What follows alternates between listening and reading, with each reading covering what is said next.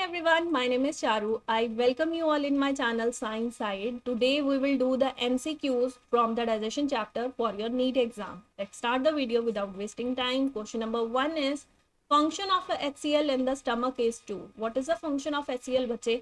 अगर आपने अच्छे से अपनी स्टडी कर ली है तो आपको पता होगा कि आपके जो स्टमक है उसकी म्यूकोसा वाली लेयर में आपके पास जो ग्लैंड्स होते हैं, गैस्ट्रिक ग्लैंड्स होते हैं, वहां से सिक्रीशन होता है। वहां पे डिफरेंट डिफरेंट सेल्स होते हैं। हमारे पास वहां पे म्यूकस नेक सेल्स होते हैं, मैं पूरा नाम नहीं लिख रही हूँ, म्यूकस नेक सेल्स होते हैं।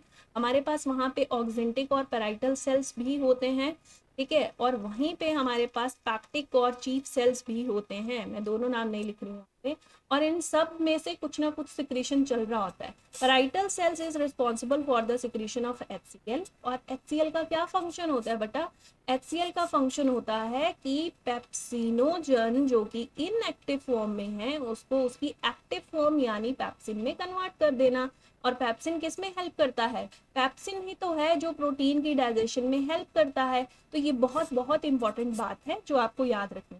सेकेंड मोस्ट इंपॉर्टेंट इसका फंक्शन है कि जितना माइक्रो ऑर्गेनिज्म या जितने बैक्टीरिया फूड के थ्रू एंटर कर रहे हैं ना, उनको किल ये करता है। जितने माइक्रो ऑर्गेनिज्म फूड में एंटर करते हैं उनको किल करने का काम HCl का होता है। तो यहाँ पे फर्स्ट ऑप्शन मुझे सही लग रही है। एब्जॉर्प्शन ऑफ फूड बेटा स्मॉल इंटेस्टाइन में होती है, तो ये ऑप्शन सही नहीं है। डिजोल्व द इंजाइम, अगर ये इंजाइम्स को ही डिजोल्व कर देगा फिर तो काम ही खत्म हो गया स्टमक का, ठीक है। Active the trypsinogen to trypsin, आप मुझे बताइए ट्रिप्सिनोजन को ट्रिप्सिन में कन्वर्ट करने के लिए यानी एक्टिवेट फॉर्म में कन्वर्ट करने के लिए कौन रिस्पॉन्सिबल होता है? क्या कोई बता सकता है? यहाँ पे एंटीरोकाइनेस काम करता है। Kinase which is the enzyme which is produced by the duodenum, जो कि इसके लिए इसकी कन्वर्जन के लिए रिस्पॉन्सिबल। तो यहाँ पे ऑप्शन नंबर ए मुझे सही लग रहा है। तो option number A is correct answer. Now question number 2। Question number 2 आपके पास है which of the following is different from the other. इन चारों में से देखिए कौन सबसे अलग लग रहा है, आपको उसको टिक करना है। तो गैस्ट्रिन, टाइलिन, आप इसको टाइलिन बोलेंगे, that is. Then next is glucagon and then next is secretin. अगर आपको पता हो गैस्ट्रिन बच्चे स्टमक, गैस्ट्रिक वर्ड किसके लिए यूज करते हैं? स्टमक के लिए। और स्टमक में डिफरेंट सेल्स होते हैं, उसमें से एक सेल है जी सेल जो रिस्पॉन्सिबल है, वो जो अभी मैंने पीछे बात करी ना, पैराइटल सेल्स, ऑक्जेंटिक सेल्स, इन सब की बात कर रही थी, उनको स्टिमुलेट करने के लिए ये हेल्प करता है ताकि वो अपना अपना सिक्रीशन कर सके। It stimulate the different cells जिनका मैं अभी नाम ले रही थी पीछे, मैंने अभी फर्स्ट क्वेश्चन में नाम लिया। पैराइटल सेल्स हो गए, पैक्टिक सेल्स हो गए, म्यूकस नेक सेल्स हो गए, इन सब को स्टिमुलेट करता है ताकि ये अपनी अपनी सिक्रीशन प्रोड्यूस कर सके। तो गैस्ट्रिन यहाँ पे एक क्या है, इसका ये एक हार्मोन है, ये भी बता देती हूँ, it is a hormone. Then this is ptyalin. Ptyalin क्या है ये? दिस इज अ एंजाइम बच्चे। ये कौन सा एंजाइम है, कहाँ है ये सलाइवा में प्रेजेंट है, ठीक है। सलाइवरी अमाइलेज का नाम आपने सुना है? सलाइवरी अमाइलेज का, this is also known as amylase, उसको हमने दैट इज टाइलिन ये भी बोलते हैं। तो दिस इज अ एंजाइम और माउथ के अंदर है, बकल कैविटी के अंदर है, ये सारी चीजें। अच्छा, ग्लूकागोन, ग्लूकागोन कहाँ पे है? This is a hormone which is produced by pancreas, ये तो पैनक्रियाज से रिलेटेड है, ठीक है। And last secretin, this is a hormone which is secreted by duodenum, ठीक है। अगर आपने अच्छे से पढ़ा है तो आपको ये सारी चीजें पता होनी चाहिए कि कौन किसको सिक्रीट करता है। तो ये हार्मोन है, ये हार्मोन है, ये हार्मोन है, लेकिन ये बच्चे क्या था? एंजाइम था। तो यहाँ पे ये डिफरेंट है एज कम्पेयर टू अदर 3। तो यहाँ पे ऑप्शन नंबर मेरा बी जो है is a correct answer. B is a correct answer. Next question पे चलते हैं। तो question number 3 and the 3 is which one of the carbohydrate is a monosaccharide. ये क्वेश्चन इतना इंपॉर्टेंट है कि अगर यहाँ नहीं तो आपको केमिस्ट्री के बायोमोलिक्यूल चैप्टर में, यहाँ बायो के ही बायोमोलिक्यूल चैप्टर में देखने को जरूर मिलेगा। क्लासिफिकेशन ऑफ कार्बोहाइड्रेट बहुत इंपॉर्टेंट क्वेश्चन बनता है। तो क्लासिफिकेशन लर्न करनी है। मोनोसेक्राइड्स आपने पढ़ने हैं, आपने डाइसेक्राइड्स पढ़ने हैं, आपने पॉलीसेक्राइड्स पढ़ने हैं। मोनोसेक्राइड्स में आप ग्लूकोज की एग्जाम्पल पढ़ते हैं, दिस इज मोनोसेक्राइड। डाइसेक्राइड में आप सुक्रोज की एग्जाम्पल पढ़ते हैं, स्टार्च की एग्जाम्पल पढ़ते हैं। मैं साथ साथ में आंसर आपको बता रही हूँ। और पॉलीसेकेराइड में हम सेल्यूलोज पढ़ते हैं। सिर्फ यही एग्जाम्पल्स नहीं है, और भी बहुत सारी एग्जाम्पल्स हैं। तो मैंने कहा क्लासिफिकेशन आपने लर्न करनी है। यहाँ आंसर आप देखिए, आपको मोनोसेकेराइड ढूंढना था, दैट इज ग्लूकोज। ये दोनों डाई हैं, ये है पॉलीसेकेराइड, तो आंसर आपको पता चल गया, that is A option, that is A option. Now question number 4, what is enterogastrone. Enterogastrone की तो लास्ट वीडियो में भी बात हुई थी कि ये एक बच्चे हार्मोन है। किस चीज के लिए है ये रिस्पॉन्सिबल? देखो, मैंने कहा था अभी थोड़ी देर पहले बताया था कि जो हमारा स्टमक है, जब हम गैस्ट्रिक वाले पोर्शन की बात करते हैं, तो गैस्ट्रिक में मैंने कहा था ना 3 तरह के सेल्स होते हैं। म्यूकस नेक सेल्स होते हैं हमारे पास पेराइटल सेल्स होते हैं, और हमारे पास होते हैं पेप्टिक सेल्स। ये सेल्स अपनी अपनी सिक्रीशन कर रहे होते हैं, ठीक है। अब इनकी सिक्रीशन को, इन गैस्ट्रिक जूसेस की सिक्रीशन को इनहिबिट करने के लिए, कि अब भैया काम, अब खाना जो है डाइजेस्ट हो चुका है, आप अपना काम करना बंद कर दीजिए, तो इनको कौन बताएगा कि आप अपना काम करना बंद कर दो? इनहिबिट करने के लिए कोई चाहिए ना, तो इनहिबिट करने के लिए ये जो हार्मोन है, दिस इज रिस्पॉन्सिबल। और ये एंटीरो वर्ड यहीं पे बता रहा है, एंटीरो वर्ड, कि ये किससे जुड़ा है, किससे रिलेटेड है? ये इंटेस्टाइन से रिलेटेड है। ये डिओडिनम जो है वो रिलीज करता है, डिओडिनम इसको रिलीज करता है, इस हार्मोन को, और ये हार्मोन जाके इनहिबिट करता है इन गैस्ट्रिक जूसेस की सिक्रीशन को। तो ढूंढिए ये ऑप्शन, कि ये एक हार्मोन है which is secreted by the duodenal mucosa और इनहिबिट करता है गैस्ट्रिक जूसेस की सिक्रीशन। तो ऑप्शन नंबर सी यहाँ मुझे करेक्ट लग रहा है, that is correct. Now next question, small projection on the upper surface of tongue. Teeth और टंग के बारे में आपको अच्छे से स्टडी करनी है अगर आप इस चैप्टर के एमसीक्यूज प्रिपेयर कर रहे हैं। अभी टंग की बात हो रही है, तो टंग के ऊपर जो इस तरह के upper surface of the tongue, वहाँ पे स्मॉल प्रोजेक्शंस आपको देखने को मिलती हैं। ये जो प्रोजेक्शंस हैं, इनको क्या नाम देते हैं? इनको ये नाम देते हैं, पिल्लाई बोलते हैं, पैपिले बोलते हैं, म्यूकोसा बोलते हैं। म्यूकोसा तो लाइनिंग थी गट की, गट में डिफरेंट लेयर्स होती हैं, हम म्यूकोसा पढ़ते हैं, हम सब म्यूकोसा पढ़ते हैं, फिर उसके बाद हम मस्क्यूलैरिस पढ़ते हैं, सेरोसा पढ़ते हैं, ये लेयर्स हैं। तो म्यूकोसा नहीं आना चाहिए यहाँ पे, papilla is the correct answer, इनको पैपिले बोलते हैं। और इन्हीं के सरफेस के ऊपर ही, ये जो पैपिले है ना, इन्हीं के सरफेस के ऊपर ही हमें टेस्ट बड देखने को मिलते हैं। We have a test bud above them, ठीक है, above them there are test buds, test buds जो हमें स्वीट, सोर, सॉल्टी टेस्ट प्रोवाइड करते हैं। लेकिन ये जो प्रोजेक्शंस है, इनका नाम याद रखना है, these are not test bud, ये टेस्ट बड नहीं है, दे आर पैपिले, ठीक है। तो करेक्ट आंसर है आपका option number C. Now next question, the question number 6 is which of the following part of the human intestine host microorganism. कौन सा पार्ट है इंटेस्टाइन का? आपके पास स्मॉल इंटेस्टाइन भी होती है ना बेटा, आपके पास लार्ज इंटेस्टाइन भी होती है ना। जब हम लार्ज इंटेस्टाइन की बात करते हैं ना, जो इस तरह से देखने को मिल रही है आपको, ठीक है, ये है आपका, ये है आपका, इसके अंदर बहुत सारी कॉइलिंग होती है स्मॉल इंटेस्टाइन की। यहाँ पे रेक्टम एंड देन आपका जो है anus, rectum, this is anus, this is large intestine. तो लार्ज इंटेस्टाइन में ये अंदर बेटा स्मॉल इंटेस्टाइन है, जिसको मैं इस तरीके से बना रही हूँ, तो स्मॉल इंटेस्टाइन, ठीक है। हाईली कॉइल्ड होती है ना स्मॉल इंटेस्टाइन, तो लंबी भी बहुत होती है, लार्ज होती है। तो यहाँ पे ये वाला जो पोर्शन है, that is known as a caecum, और ये जो फिंगर लाइक प्रोजेक्शन है, this is known as a appendix. और इसके अलावा हमारे पास दिस होल एरिया, यहाँ पे जितनी मैंने लाइन बनाई है, this is known as a colon. इसमें से जो ऊपर जा रही है, this is known as a ascending colon, this is ascending colon. और जो सीधे जा रही है ये वाली जो लाइन है, this is known as a transverse colon, transverse colon. और जो नीचे जा रही है, this is known as a descending colon, descending colon. तो ये जो कोलोन वाला पार्ट है, ये बता दिया मैंने आपको।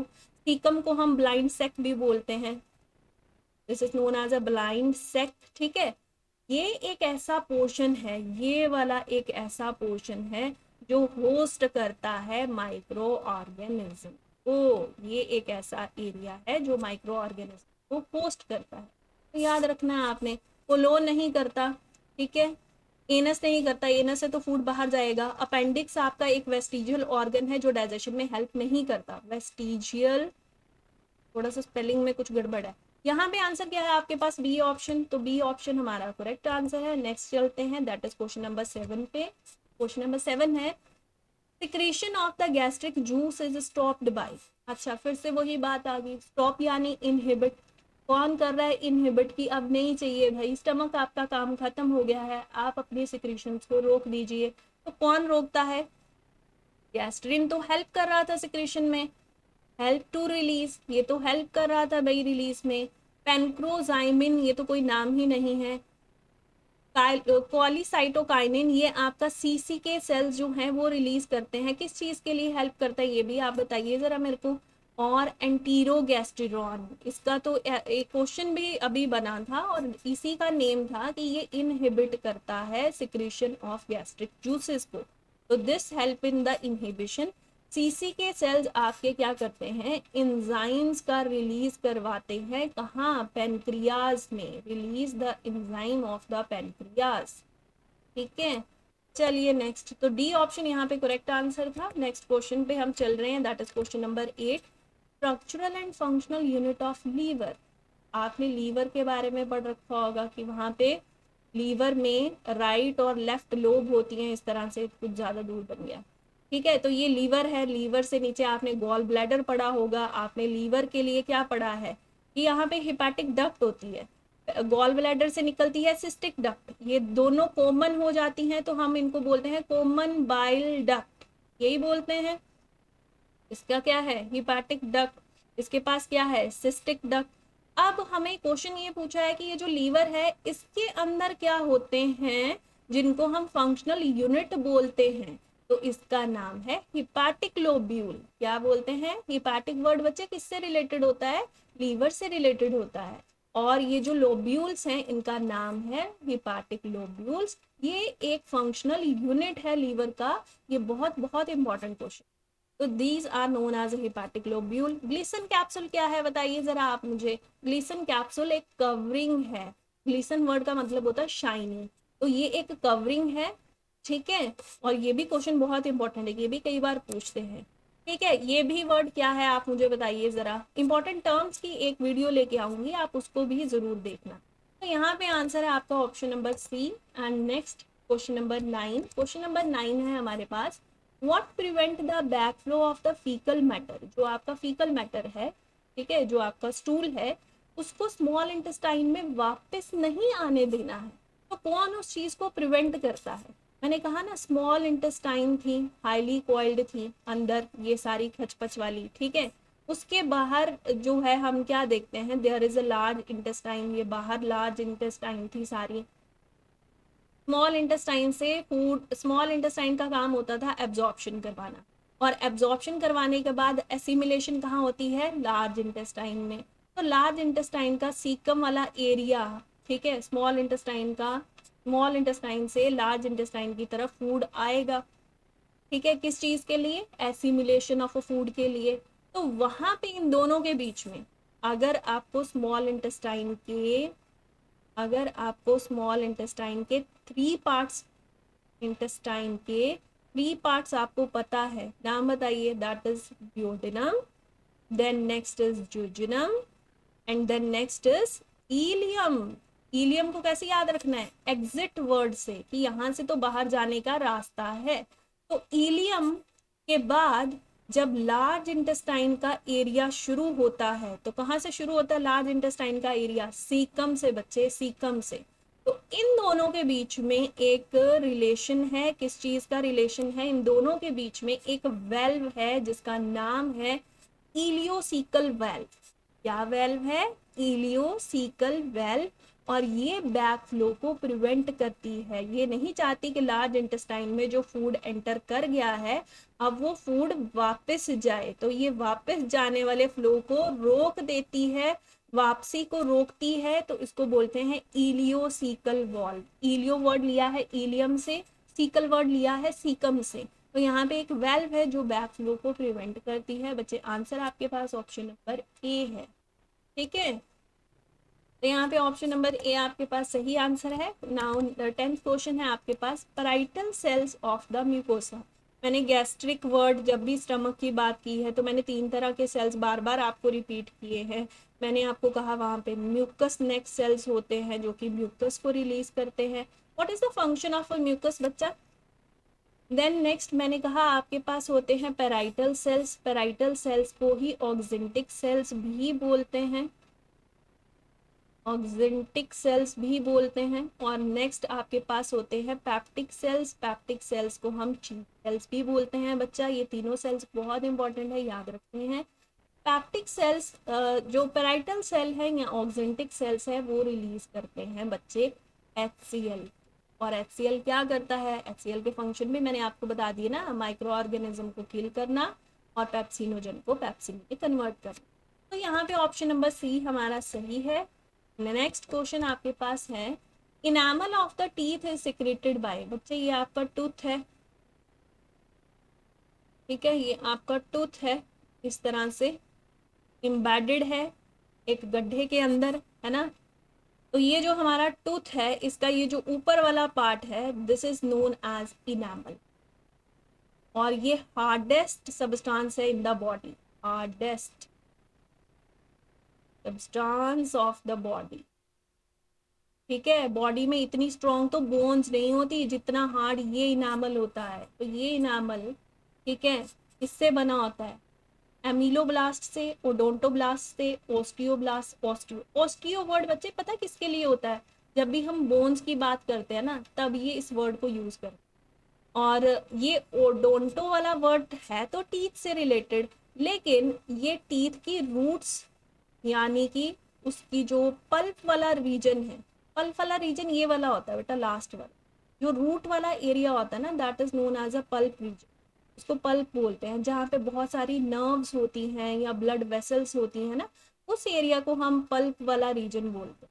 Blood vessels and nerves are present, ठीक है। लेकिन ये जो ऊपर वाला पार्ट है इसके लिए इसको सिक्रीट करने के लिए रिस्पॉन्सिबल है एमिलोब्लास्ट। तो यहाँ पे एमिलोब्लास्ट के जो सेल्स हैं वो सिक्रीट करते हैं एनामल को। Option A is right. 12th question is cholesterol is synthesised by. बोलते हैं ना हमारी बॉडी में कोलेस्ट्रॉल का लेवल बहुत ज़्यादा हो गया, उसको बनाने वाला कौन है? उसको बनाने वाला है बच्चे, जब हम बाइल पढ़ते हैं ना, आपने जब बाइल की स्टडी की होगी तो आपने बाइल सॉल्ट्स पढ़े होंगे, आपने बाइल पिगमेंट्स पढ़े होंगे, आपने कोलेस्ट्रॉल पढ़ा होगा।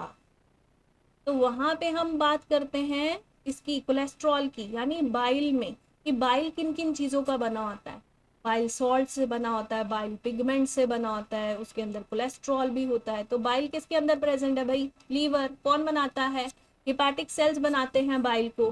तो वहाँ पे हम पढ़ते हैं कोलेस्ट्रॉल, इसका मतलब सिंथेसाइज्ड इन स्प्लीन नहीं होगा, ग्रेवयार्ड ऑफ आरबीसी होता है स्प्लीन। तो ये भी बात याद रखना। पैनक्रियाज में बहुत सारे इंजाइम्स का रिलीज होता है डाइजेशन में हेल्प करने के लिए। ब्रूनर ग्लैंड कहाँ था बताइए जरा?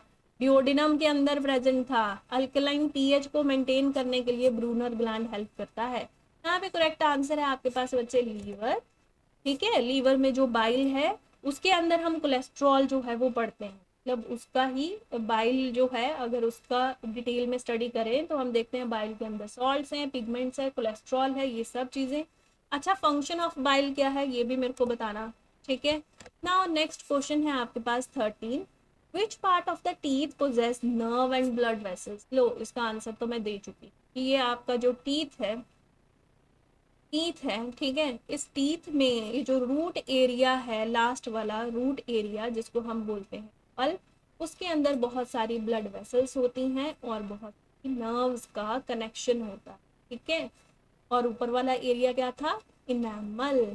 चले नेक्स्ट क्वेश्चन, तो आपका आंसर है यहाँ पे pulp. Now next that is question number 14, the production of pancreatic juice and bicarbonate is stimulated by hormone. Pancreatic juice का प्रोडक्शन, ठीक है, यहाँ बाइकार्बोनेट का जो प्रोडक्शन है उसको स्टिमुलेट कौन करता है? कौन सा हार्मोन है जो बोल रहा है कि अब टाइम आ गया है कि कि पैनक्रिएटिक जूसेस का रिलीज हो ताकि डाइजेशन में वो हेल्प कर सकें, या बाइकार्बोनेट जो का रिलीज हो। तो बच्चे मैंने पहले भी बताया हमारे पास ना जी सेल्स होते हैं, एस सेल्स होते हैं, सी के जो चुपके चुपके से काम करते हैं, इसीलिए इनको हम बोलते हैं सी के। नाम इसका चुपके चुपके नहीं है, नाम इसका पॉलीसाइटोकाइनिन। और हमारे पास के सेल्स होते हैं। ये सेल्स वाला क्वेश्चन बहुत इंपॉर्टेंट। गैस्ट्रिन यानी स्टमक वाले एरिया में जी सेल्स की बात होती है। ये तीनों इंटेस्टाइन द्वारा रिलीज किए जाते हैं, लेकिन ये दोनों रिस्पॉन्सिबल है, ये रिस्पॉन्सिबल है बाइकार्बोनेट के रिलीज के लिए पैनक्रियाज के अंदर। एक्ट बच्चे पैनक्रियाज में करते हैं, एक्ट कहाँ करते हैं? पैनक्रियाज में। ये बाइकार्बोनेट का रिलीज करवाता है, और सीसी के पॉलीसाइटोकाइनिन सेल्स रिलीज करवाते हैं डाइजेस्टिव जूसेस, पैनक्रिएटिक जूसेस को, या हम ये बोल सकते हैं कि पैनक्रिएटिक एंजाइम्स का रिलीज ये करवाते हैं। पैनक्रिएटिक जूसेस लिखिए या पैनक्रिएटिक एंजाइम्स लिखिए, उनका रिलीज ये करवाता है, उनको स्टिमुलेट ये करता है, उनके रिलीज। तो यहाँ पे मेरे पास ऑप्शन नंबर बी मुझे सही लग रही है, polycytokinin and secretin. Yes, this is the correct answer. Next question है मेरे पास, मस्कुलर कॉन्ट्रैक्शन। ये चाहे मैं स्टमक की बात करूं कि मेरा जो स्टमक है, स्टमक ऐसा बना मेरा, एंड देन डिओडिनम आ गया आपका सी शेप का, देन आपके जुजनम आ गया, बहुत सारा कॉइल्ड एरिया आ गया आपके पास, देन हाईली कॉइल्ड एरिया आ गया आपके पास जिसको इलियम बोलते हैं। जैसे स्मॉल इंटेस्टाइन एलिमेंट्री कैनाल बना रही हूँ मैं, उसके बाद लार्ज इंटेस्टाइन शुरू हो जाता है सीकम से, यहाँ पे the part which host the micro organism. ठीक है, तो ये मेरा स्टमक है, ये मेरी इंटेस्टाइन है। इन सब में एक मस्कुलर कॉन्ट्रैक्शन चलती है, दबा दबा के उस फूड को यहाँ से यहाँ पहुँचाना, यहाँ से यहाँ पहुँचाना, यहाँ से आगे पहुँचाना। ये इसको क्या बोलते हैं? इसको बोलते हैं पेरिस्टालसिस। तो ये लिखना, this is known as peristalsis. Okay, याद रखना है आपने कि इसको पेरिस्टालसिस। वैसे तो ये बहुत इजी क्वेश्चन है, मुझे पता है आपको आता होगा। नेक्स्ट 16th क्वेश्चन है हमारे पास, secretin and polycytokinin are the digestive hormones. Yes, these are the hormones, these are secreted by, वैसे तो इसको एच सेल्स सिक्रीट करता है, इसको सीसी के सेल्स सिक्रीट करते हैं, लेकिन ये दोनों है कहाँ? मैंने कहा था डिओडिनम में, आपको बस इतना याद रखना है। तो है यहाँ पे, हाँ जी बिल्कुल है नाम डिओडिनम का। तो option number B is a correct answer. Now next है आपके पास, कार्बोहाइड्रेट की डाइजेशन सबसे पहले कहाँ होती है? वेरी वेरी इंपॉर्टेंट क्वेश्चन, ये सबसे पहले कहाँ होती है? तो सबसे पहले जो है हम अपना खाना जो है माउथ के थ्रू, ये हमारा माउथ है, इसके through, this is the mouth area, जहाँ से हम, हमारे पास टीथ है यहाँ पे, हमारे पास यहाँ पे टंग है, this is known as a buccal cavity. तो बक्कल कैविटी के अंदर डाइजेशन शुरू हो जाती है। हेल्प कौन करता है? हेल्प करता है स्लाइवरी अमाइलेस। अमाइलेस वर्ड का मतलब ऐसा एंजाइम जो कि कार्बोहाइड्रेट की डाइजेशन में हेल्प करता है। कार्बोहाइड्रेट यानी शुगर बोल दीजिए, क्योंकि सबसे पहला फूड मटेरियल जो हम लेते हैं that is starch as a reserve food material. ठीक है, तो स्टार्च की डाइजेशन के लिए अमाइलेस रिस्पॉन्सिबल है, पूरा नाम है स्लाइवरी अमाइलेस, जिसको टाइलिन भी बोलते हैं। तो दिस इज रिस्पॉन्सिबल। तो यहाँ पे आंसर है आपका कि माउथ से शुरू हो जाती है डाइजेशन। सलाइवरी अमाइलेस वहाँ पे प्रेजेंट है, वहाँ पे प्रोटीन्स या कोई और किसी का नाम नहीं लिखना है, only salivary amylase is there.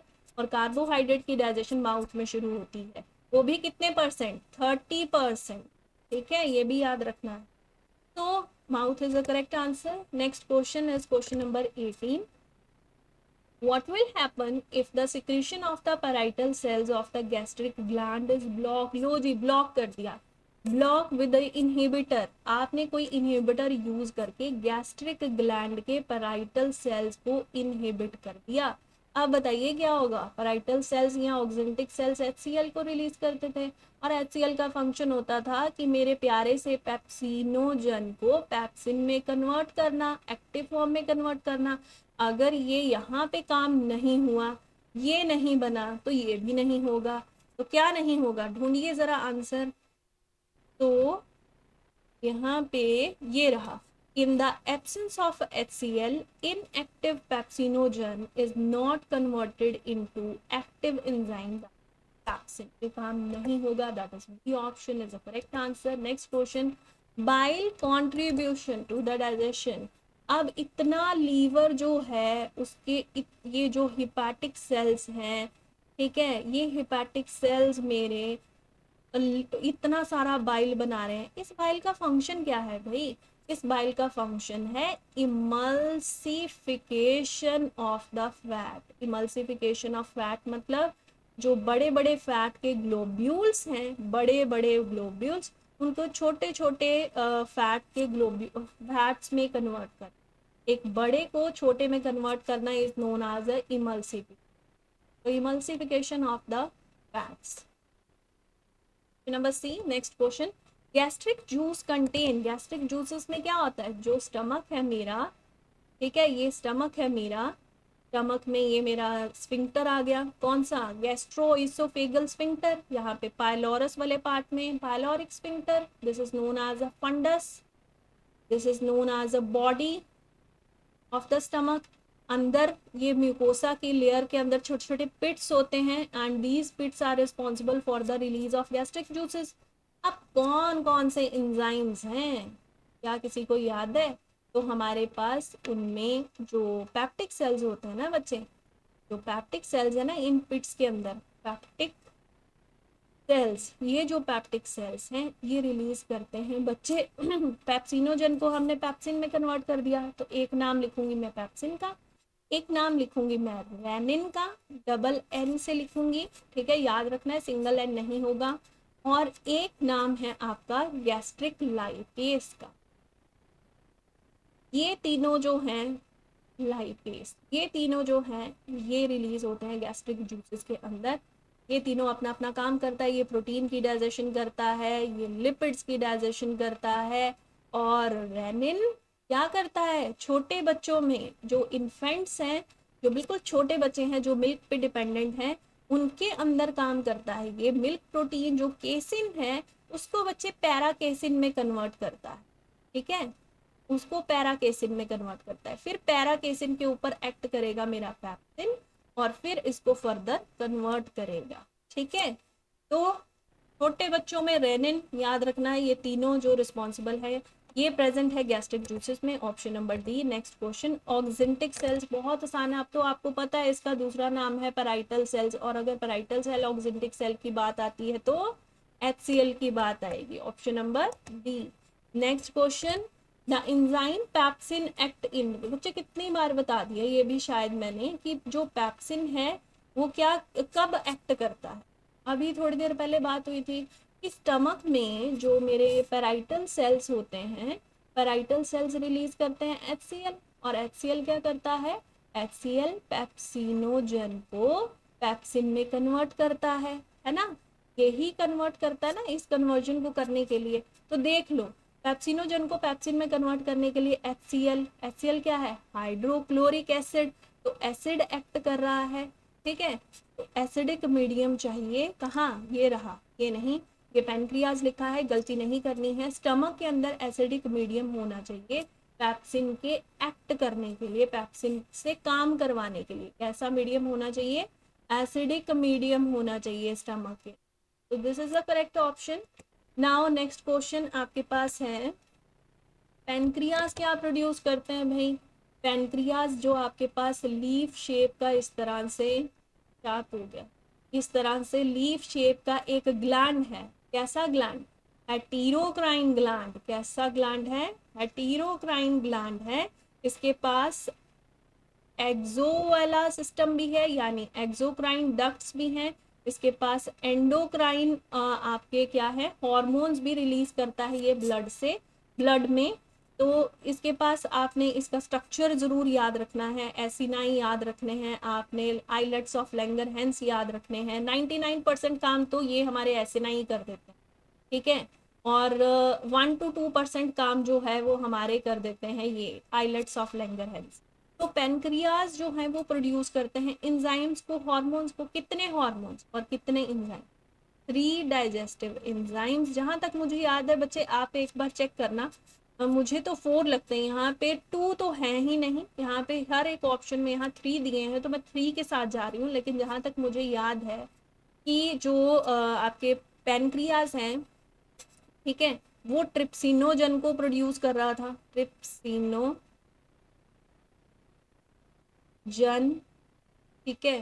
फिर काइमोट्रिप्सिनोजन, पूरा नाम नहीं लिख रही हूँ, देन प्रो कार्बोक्सी पेप्टाइडेज को, एंड देन प्रो इलास्टेज को। इस तरह से मुझे तो 4 नाम याद हैं, आप मुझे कमेंट सेक्शन में ज़रूर बताना। ये 4 आ गए एंजाइम। और हॉर्मोन्स की अगर बात करें तो हॉर्मोन्स बच्चे इसमें बहुत इंपॉर्टेंट, इंसुलिन हार्मोन का रिलीज होता है एंड ग्लूकागोन का रिलीज होता है। इंसुलिन क्या करता है, ये कंट्रोल करता है हमारी ब्लड की शुगर को, कि ब्लड के अंदर शुगर का लेवल, ग्लूकोज का लेवल ज़्यादा ना हो जाए, तो इंसुलिन काम करता है। अगर इंसुलिन काम करना बंद कर दे तो हमें क्या डिजीज हो जाता है, डायबिटीज मेलिटस, ठीक है। और ग्लूकागोन का क्या काम होता है कि अगर कभी फास्टिंग कंडीशन में हम चले जाएं, हमने फास्ट रखा और हमें ग्लूकोज यानी एनर्जी की ज़रूरत है, तो उस ग्लूकोज का रिलीज करवाने में या ग्लाइकोजन से ग्लूकोज की फॉर्मेशन करने में हेल्प करता है ग्लूकागोन। तो यहाँ पे 2 हॉर्मोन्स हैं, हॉर्मोन्स कितने हो गए, 2 नाम याद रखने हैं। और मेरे लिए डाइजेस्टिव एंजाइम्स तो 4 हैं, यहाँ पे 3 मेंशन किया हुआ है, तो मैं ऑप्शन नंबर सी के साथ चलूंगी। यहाँ पे option number C is a correct answer. फिर से आ गया ये क्वेश्चन, देखिए 24 आपने कर लिया है ये मेरे साथ। पैप्टिक सेल्स किस चीज को सिक्रीट करते हैं, पैप्टिक सेल्स पैप्सिन को रिलीज करते हैं। वैसे तो जब भी पैप्टिक सेल्स का नाम आएगा तो आपने 3 तरह के जो चीज़ें हैं वो याद रखनी है। एक याद रखना है पैप्सिन, पैप्सिनोजन में वैसे तो रिलीज होता है, एक्टिव कौन कर देता है इसको, HCl इसको एक्टिव फॉर्म में कन्वर्ट कर देता है। एक आपने रेनिन का नाम याद रखना है बच्चे, एक आपने रेनिन का, एक आपने गैस्ट्रिक लाइपेज का नाम याद, ठीक है। तो यहाँ पे तो बस मुझे यही ऑप्शन दिख रही है, तो ए को टिक कर रहे हैं हम। Next question and the last question is bile secretion is proportional to, थोड़ा सा ट्विस्ट दे दिया है इसमें कि बाइल की जो सिक्रीशन है is proportional to the concentration of what. देखिए जब भी हम बाइल की बात कर रहे थे तो मैंने कहा आपको इसका एक इंपॉर्टेंट फंक्शन तो याद रखना ही है, this is the emulsification of, this is emulsification of fat, ठीक है। फैट के ग्लोब्यूल्स जो बड़े बड़े हैं उनको छोटे में कन्वर्ट कर देता है, उसको बोलते हैं इमल्सीफाई करना।